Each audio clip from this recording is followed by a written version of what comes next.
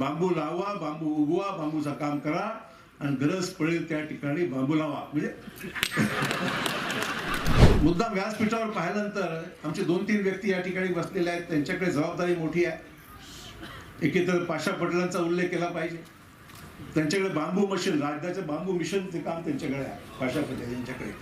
मग राज्यामध्ये बांबू किती लागवड झाली पाहिजे, बांबूचा उपयोग काय, बांबूचं फर्निचर कसं केलं पाहिजे, देवेंद्र फडणवीस साहेबांनी आणि गडकरी साहेबांनी त्यांना एक विशिष्ट कामं सोपवलं आहे की राज्यामध्ये बांबू लावा, बांबू उगवा, बांबूचं काम करा आणि गरज पडेल त्या ठिकाणी बांबू लावा. म्हणजे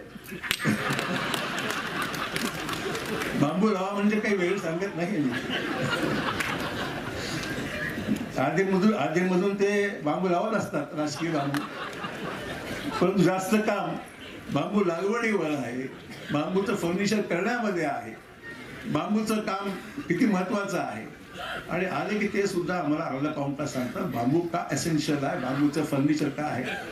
आम्ही त्याला म्हणतो की बांबू लावा, पण बांबू कसा लावायचा हे तुला सांगायचं आम्हाला. अनुभवी माणूस आहे.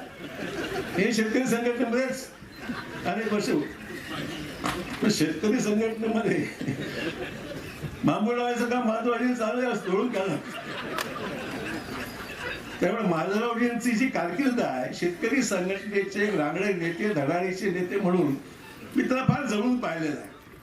आणि मगाशी त्यांचा पर्सनॅलिटीचा उल्लेख मी यासाठी केला की मंत्रालयामध्ये गेल्यानंतर लोकांना वाटतं हेच मंत्री आले, म्हणतात सगळं शिपाई बाजूला सोडून बाजूबाजी मंत्रालयामध्ये वॉचमॅन, पोलीसवाले कोणी सुरत मारल्याशिवाय बाजूबाजीमध्ये अशी पर्सनॅलिटी फार क्वचितच लोकांना आपल्याला अनुभवायला मिळते. दुसरी पर्सनॅलिटी जी होती बाबासाहेब गोरठेकरांची, तशीच पर्सनॅलिटी होती. त्यांच्याबरोबर आमचे बाबासाहेबांच्या शेवटी वयामध्ये त्यांना चालायला त्रास व्हायला लागला.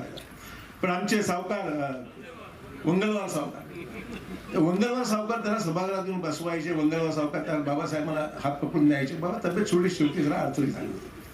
पण काही दिवसांनी लोक वंगलवारलाच आमदार समजू लागले आणि त्यांना सुद्धा नाही, फॅक्ट आहे का मी अतिशयोक्ती करत नाही. पण काही मंडळींचे व्यक्तिमत्व असतं, पण व्यक्तिमत्वाबरोबर कर्तृत्वही माझं बाबासाहेबांचं होतं की मला मुद्दाम या ठिकाणी नमूद केलं पाहिजे की त्यांच्या कर्तृत्वामुळे, त्यांच्या व्यक्तिमत्वामुळे आणि त्यांची जी आवक आहे काम समजून घ्यायची, काम करायची इच्छाशक्ती जी आहे, फार मोठं काम माझं तुम्ही उभं केलं आहे.